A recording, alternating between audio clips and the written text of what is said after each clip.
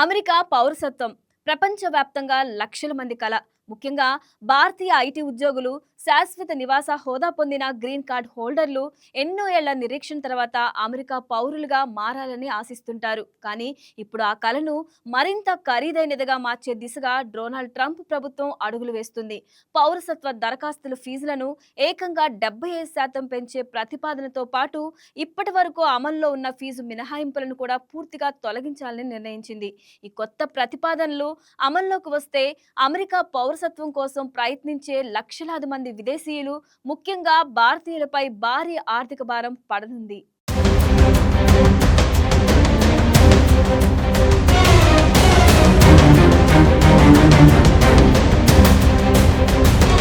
అమెరికాలో శాశ్వత నివాస హోదా పొందిన తర్వాత తదుపరి లక్ష్యం యుఎస్ పౌరసత్వమే. ఉద్యోగ భద్రత, ఓటు హక్కు, ప్రభుత్వ ఉద్యోగాలకు అర్హత, కుటుంబ సభ్యులకు మరింత సులభంగా వీసాలు పొందే అవకాశం, ఇలా ఎన్నో ప్రయోజనాల కోసం విదేశీయులు అమెరికా పౌరసత్వాన్ని కోరుకుంటారు. అయితే ఇప్పుడు ఆ ప్రక్రియను మరింత ఖరీదైనదిగా, కఠినమైనదిగా మార్చే ప్రయత్నం ప్రారంభమైంది.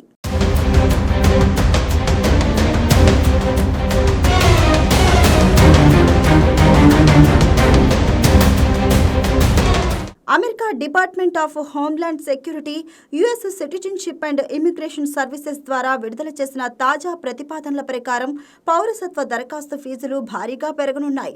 ప్రభుత్వం చెబుతున్న కారణం ఒక్కటే: దరఖాస్తుల పరిశీలన, భద్రతా తనిఖీలు, బ్యాక్గ్రౌండ్ వెరిఫికేషన్, అడ్మినిస్ట్రేటివ్ ఖర్చులు రోజురోజుకు పెరుగుతున్నాయని, ఆ మొత్తం ఖర్చును దరఖాస్తుదారుల నుంచే వసూలు చేయాలని నిర్ణయించింది.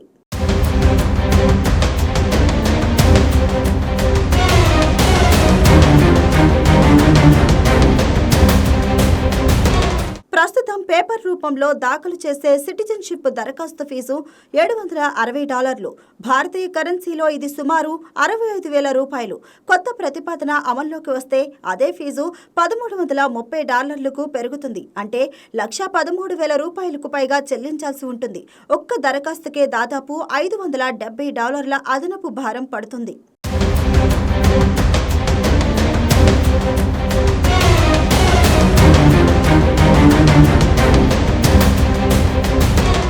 ఆన్లైన్ ద్వారా దరఖాస్తు చేసుకునే వారికి కూడా ఉపశమనం లేదు. ప్రస్తుతం $710గా ఉన్న ఫీజును $1,280కు పెంచాలని అధికారులు ప్రతిపాదించారు. అంటే డిజిటల్ విధానంలో దరఖాస్తు చేసినా దాదాపు అదే స్థాయిలో అదనపు ఖర్చు భరించాల్సి వస్తుంది. ఇంతటితో ఆగలేదు. ఒకవేళ పౌరసత్వ దరఖాస్తు తిరస్కరణకు గురైతే దానిపై అపీల్ చేసేందుకు కూడా భారీ మొత్తం చెల్లించాల్సి ఉంటుంది. ప్రస్తుతం $830గా ఉన్న అపీల్ ఫీజును $1,475కు పెంచాలని ప్రతిపాదించారు. అంటే ఒకసారి దరఖాస్తు తిరస్కరణకు గురైతే రెండో అవకాశం కోసం కూడా $126,000 పైగా ఖర్చు చేయాల్సి వస్తుంది.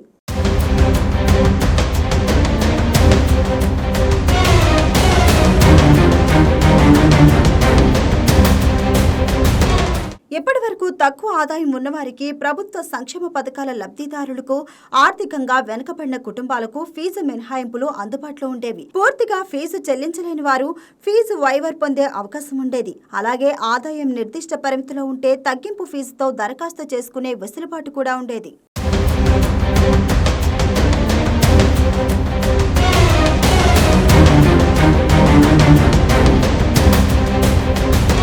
కానీ తాజా ప్రతిపాదనల ప్రకారం ఈ రెండు సౌకర్యాలను పూర్తిగా రద్దు చేయాలని ట్రంప్ ప్రభుత్వం నిర్ణయించింది. అంటే ఇకపై దరఖాస్తుదారులందరూ పూర్తి ఫీజునే చెల్లించాల్సి ఉంటుంది. అయితే అమెరికా సాయుధ దళాల్లో సేవలందిస్తున్న వారికి మాత్రం ఈ మినహాయింపులు కొనసాగనున్నాయి. ఫీజు మినహాయింపులు ఎందుకు రద్దు చేస్తున్నామనే విషయంపై కూడా అమెరికా ప్రభుత్వం వివరణ ఇచ్చింది.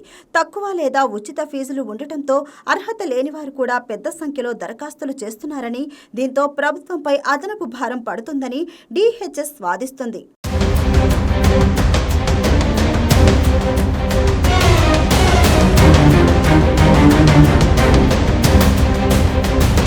పౌరసత్వ ప్రక్రియకు అయ్యే అసలు వ్యయాన్ని దరఖాస్తుదారులే భరించాలన్నదే తమ ఉద్దేశమని చెబుతుంది. అయితే వలస హక్కుల సంఘాలు మాత్రం దీనిని తీవ్రంగా వ్యతిరేకిస్తున్నాయి. తక్కువ ఆదాయం ఉన్న శాశ్వత నివాసితులకు అమెరికా పౌరసత్వం మరింత దూరమవుతుందని, ఆర్థికంగా బలమైన వారికి మాత్రమే అవకాశం కల్పించే విధంగా ఈ నిబంధనలు ఉన్నాయని విమర్శిస్తున్నారు.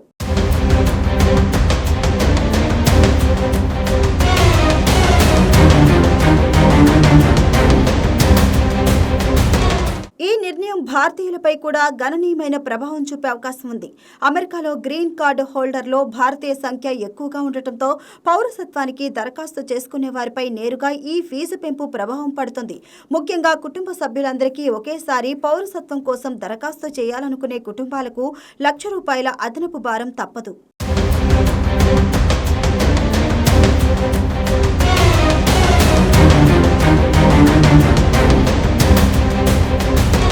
ఇప్పటికే ట్రంప్ ప్రభుత్వం వలస విధానాలను క్రమంగా కఠినతరం చేస్తుంది.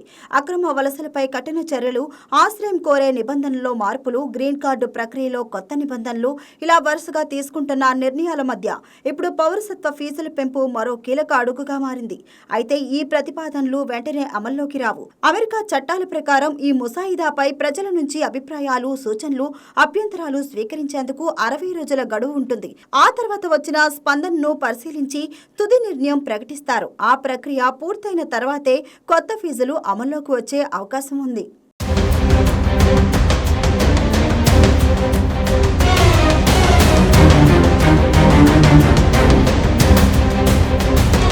ప్రస్తుతం ఈ నిర్ణయంపై అమెరికాలో రాజకీయ చర్చ కూడా కొనసాగుతుంది.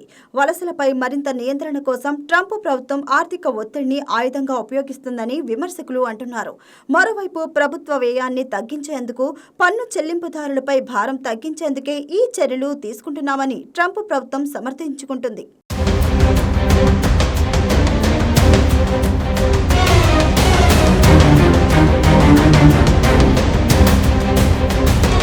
ఈ ప్రతిపాదనలు తుది రూపం దాల్చితే అమెరికా పౌరసత్వం పొందే ప్రక్రియ గతంతో పోలిస్తే మరింత ఖరీదైనదిగా మారడం ఖాయం. ముఖ్యంగా తక్కువ ఆదాయం ఉన్న శాశ్వత నివాసితులు తమ అమెరికన్ డ్రీమ్ను నెరవేర్చుకోవడానికి మరింత ఎక్కువగా ఖర్చు చేయాల్సిన పరిస్థితి ఏర్పడనుంది.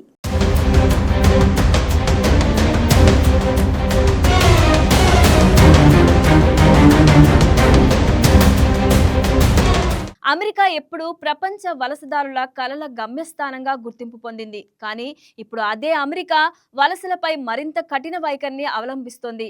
అక్రమ వలసలను అరికట్టడమే కాదు, చట్టబద్ధంగా పౌరసత్వం పొందే ప్రక్రియను కూడా ఖరీదైనదిగా మార్చే దిశగా అడుగులు వేస్తుంది. ఈ ప్రతిపాదనలు తుది ఆమోదం పొందుతాయా? ప్రజాభిప్రాయం మేరకు మార్పులు జరుగుతాయా?